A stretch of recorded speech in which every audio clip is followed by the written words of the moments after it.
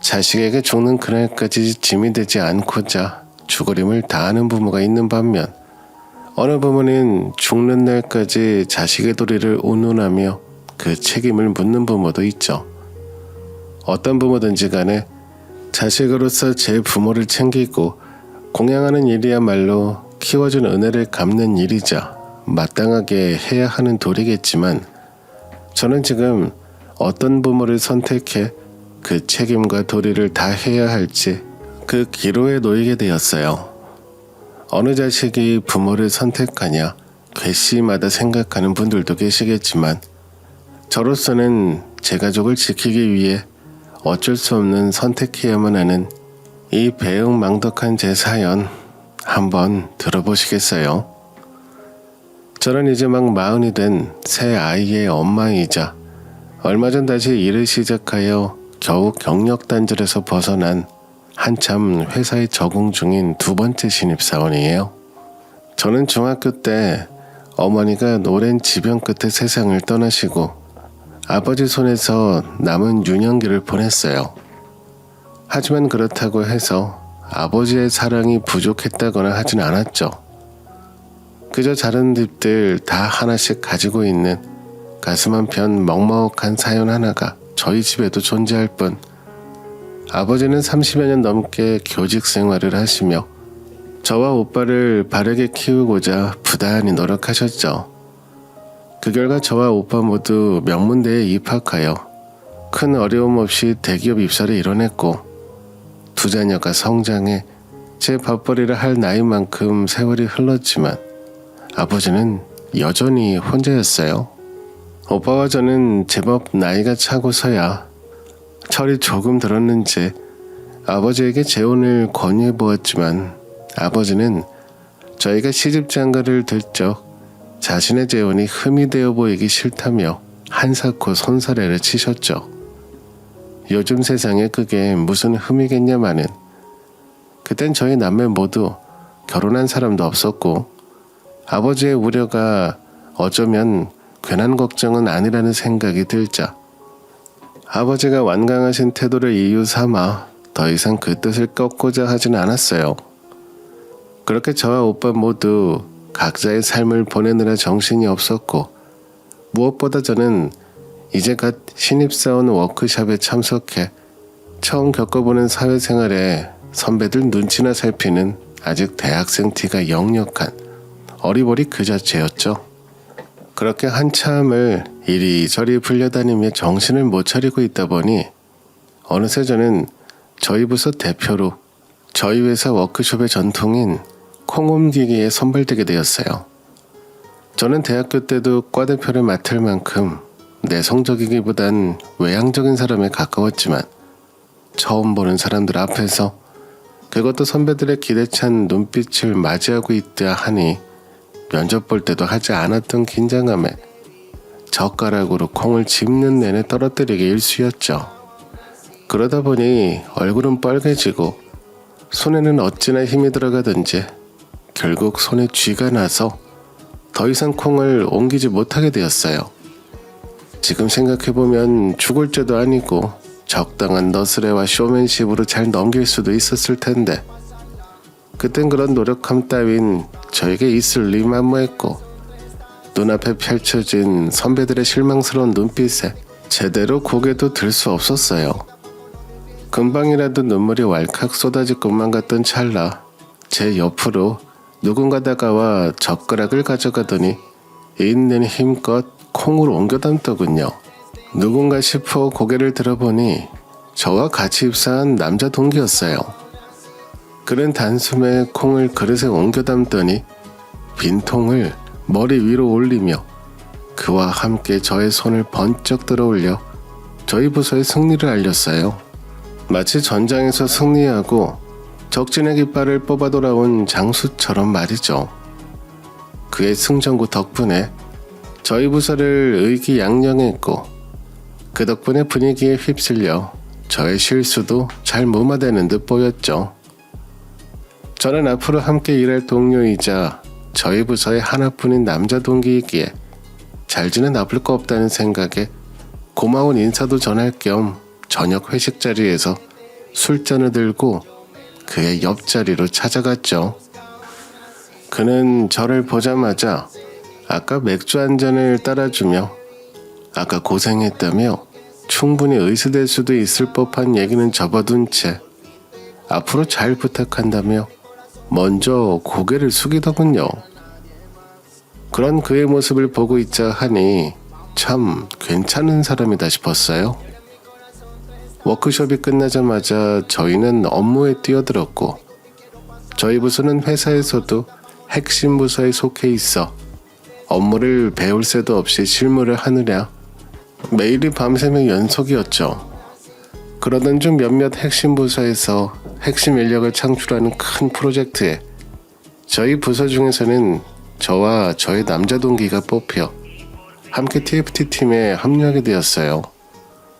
아직 신입사원이기에 프로젝트 중추 업무를 할 수는 없었지만 그럼에도 마음만큼은 이미 베테랑 선배님들 못지않았던 저는 꼭 이 프로젝트를 성공적으로 이뤄내고 싶었어요. 그래서 선배들이 퇴근한 뒤에도 늘상 남아서 도움이 될 만한 자료는 없을지 업계 동향 분석 등 이것저것 혼자 애를 쓰고 있었죠. 하지만 그런 저의 과욕은 결국 과로를 불렀고 결국 퇴근길에 쓰러져 입원을 하고야 말았죠. 1분 1초가 바쁘게 돌아가는 프로젝트이기에 작은 역할이라도 그 부재는 팀의 결과로 이어졌고 저는 정말이지 선배님들은 물론 팀원들 볼 낯짝이 없어 이대로 죽고만 싶었어요. 걱정스러운 마음에 그나마 연락할 수 있는 남자 동기이기에 몰래 연락해 프로젝트 진척 상황을 물었어요. 그러자 자료를 가져다 주겠다며 어느 병원에 입원했는지 묻더군요. 그 후에도 그는 고작 3일이지만 제가 입원한 내내 저를 찾아와 식사를 챙기고 진행된 업무 현황을 브리핑해주며 제가 프로젝트에 복귀해도 그 공백이 느껴지지 않도록 물씬 양명으로 도움을 주었어요. 그렇게 시간이 흘러 저희는 성공적으로 프로젝트를 완수했고 여전히 그는 모두에게 인정받고 사랑받는 사람이라 성공을 축하하기 위해 열린 회식 자리에서도 역시나 부드럽게 스며들며 동기이고 선배들이고 모두 제 옆에 그를 불러앉혀 그의 술잔을 채워주느라 제법 술을 많이 마신 것 같았죠. 저까지 그의 술잔을 거둘 필요가 있을까 싶어 멀찌감치 떨어져 있었어요. 얼추 회식이 마무리되는 듯 보였고 집에 가기 위해 택시를 잡고 있었는데 그가 저 멀리서 뛰어오더군요. 그러더니 오늘 왜 이렇게 얼굴 보기가 힘드냐며 할 말이 있다고 하더군요. 저는 이미 술도 많이 마신 것 같고 하니 내일 맑은 정신으로 말하자며 그를 돌려보내려 하자 그는 술 기운이라도 빌리지 않으면 평생 입도 못 댈 것 같다 냅다주는 술을 연거푸 마셨다며 저에게 고백하더군요. 기다렸던 그의 마음이었던 터라 저는 수줍게 그의 마음을 승낙했고 그렇게 저희는 사내 연애 2년 만에 결혼을 약속하게 되었어요. 그는 제가 처음 봤던 것보다 더 멋지고 좋은 사람이었어요.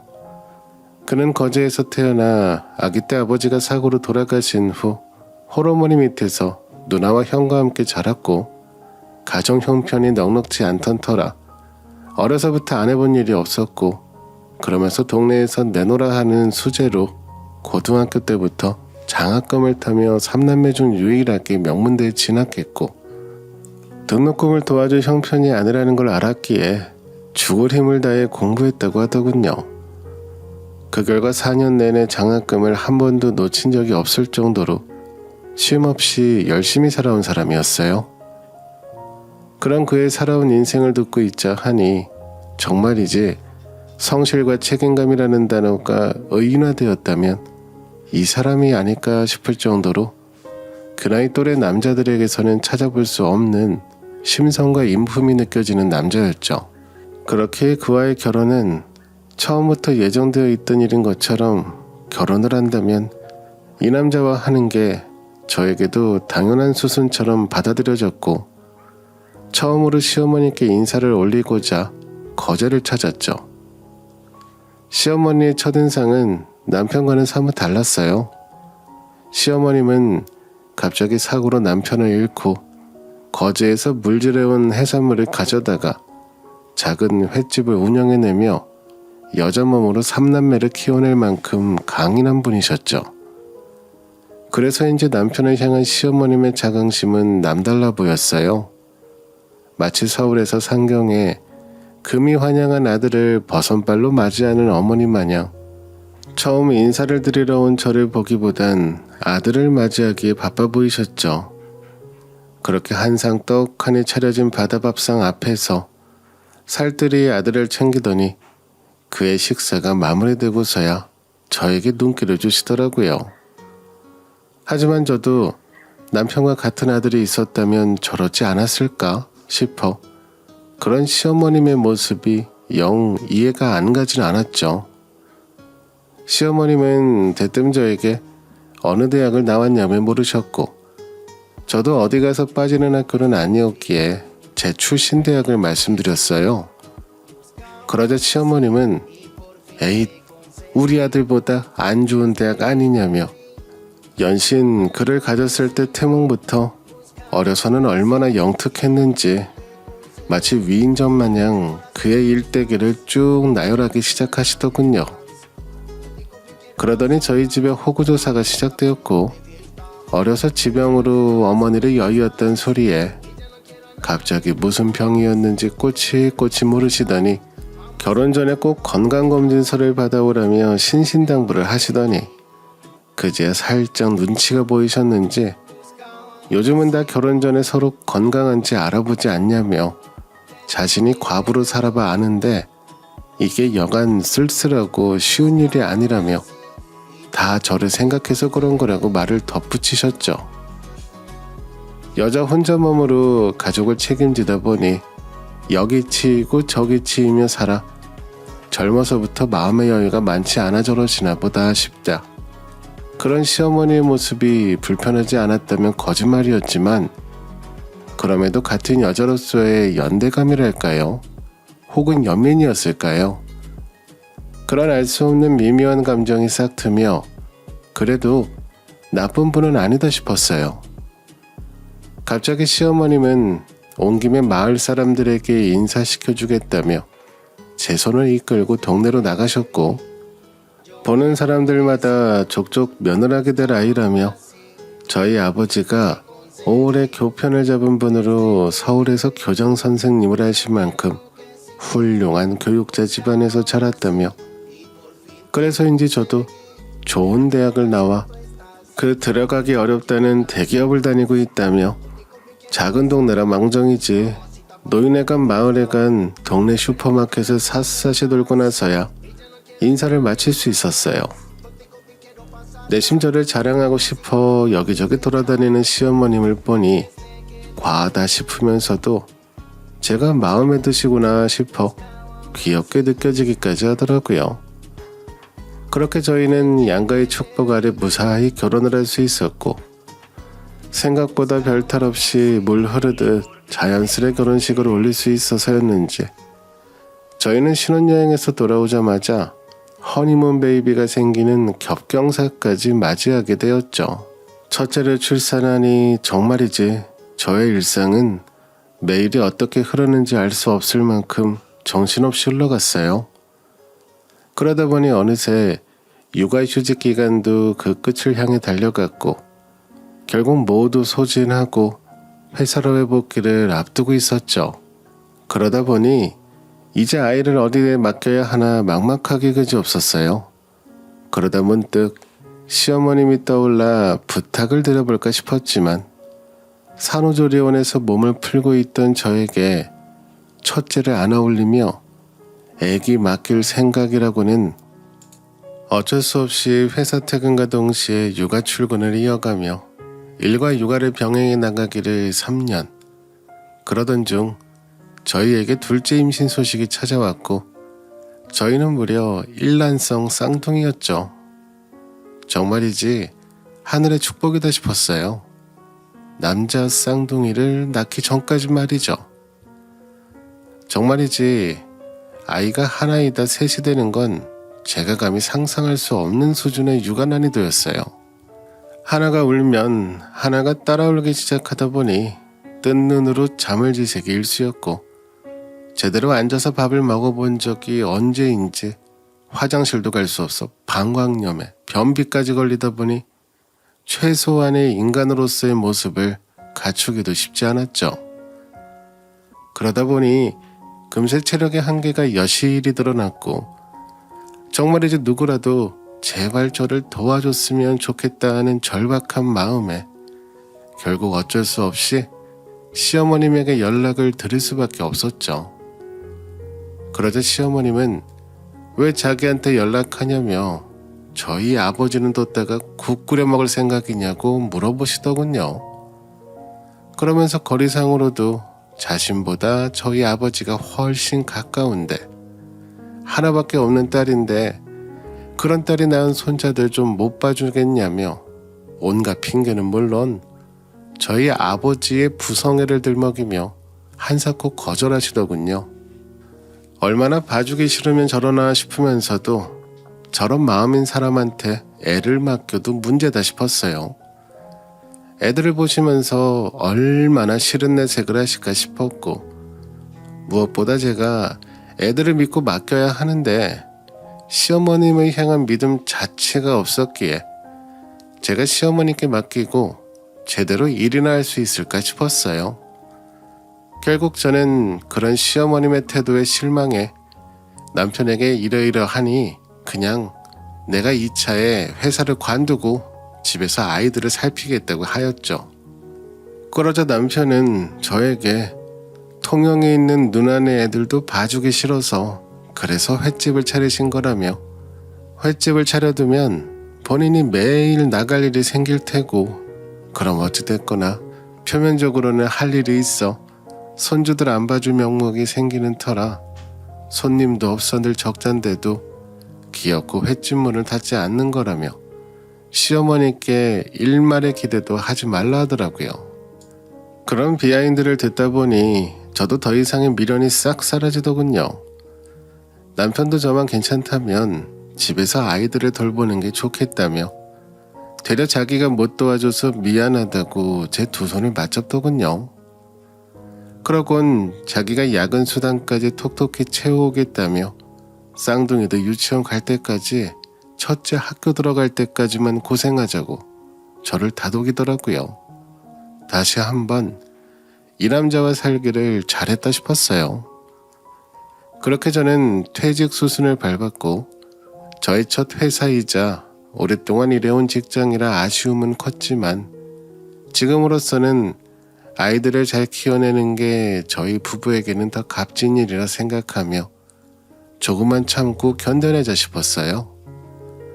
아이들이 어느 정도 크면 일이야 그때 다시 시작해도 늦지 않을 테니까요. 다행히도 남편 월급이 적지는 않은 수준이라 아껴서 잘 쓴다면 남편과 예정한 시간까지 충분히 버틸 수도 있었고요.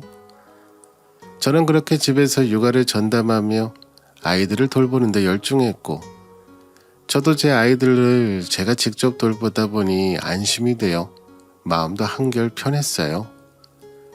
그러던 중 서울에 친인척 결혼식이 있어 전날에 미리 올라와 저희 집에서 묵겠다던 시어머님은 남편이 기차역으로 모시러 간다고 몇 시 차로 올라오시는지 여쭙지만 택시 타면 다 알아서 데려다 주는데 뭐하러 마중 나오냐며 알아서 가겠다 하셨지만, 시골 노인네가 무슨 일을 당할 줄 알고 걱정이 되었던 남편은 퇴근 시간에 맞춰 모시러 갈 테니 그 언저리에 도착하는 기차를 타고 오시라 하였죠.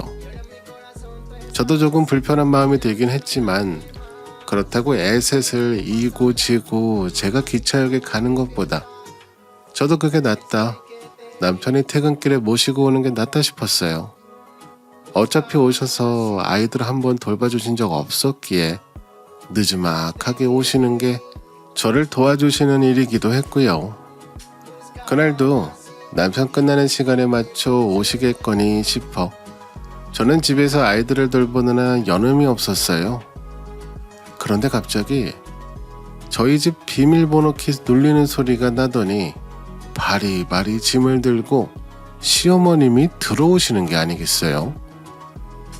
저는 당황해 왜 지금 오시느냐 물었고, 시어머님도 왜 네가 지금 이 시간에 집에 있냐고 물으시더군요. 실은 시어머님은 제가 회사를 관두고 집에서 육아에만 신경 쓰고 있다는 사실을 모르셨어요. 퇴직 사실을 비밀로 하자고 하게 된 건 남편이 굳이 제가 퇴사한 걸 시어머니께 말씀드려봐야 좋은 말 들을 거 하나 없다며 애 보는 것도 힘든데 도와주지도 않은 사람한테 사서 핀잔을 들어봐야 저만 더 힘들 거라며 어차피 몇 년 있으면 다시 이직하고 일 시작할 건데 그때 말해도 늦지 않는다며 이미 수십 년간 자신의 어머니를 겪어봐 누구보다 잘 알았던 남편의 우려가 더해진 나름의 묘책이었죠.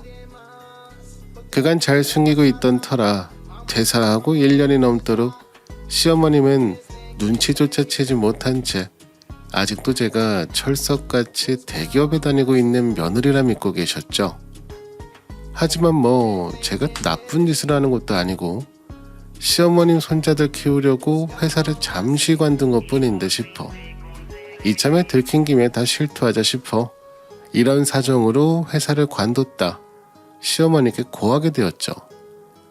그러자 시어머님은 두 눈을 부릅뜨며 그럼 이 많은 입은 누가 먹어 살리냐고 내 아들만 죽어라 고생하게 생겼다며 제 아들 불쌍하다 땅을 치시더군요.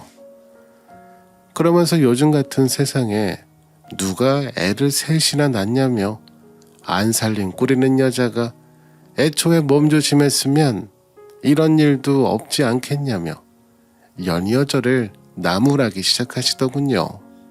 아무리 아이들이 어려도 대놓고 왜 애를 셋이나 낳았냐며 아이들의 존재 자체를 부정하시는 시어머님의 모습을 보고 있자 하니 정말이지 나이를 어디로 드셨나 싶더라고요.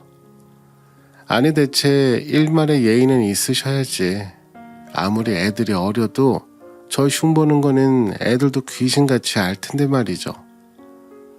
그러면서 여자가 대기업 다니는 남편을 두니 이렇게 팔자 편하게 집에서 쉴 생각을 하지 않냐며 이게 다 자기가 아들을 너무 잘나게 낳아 키워 아들이 이 고생을 한다고 어찌나 핀잔을 주시던지 정말 기가 차더라고요. 저도 남편과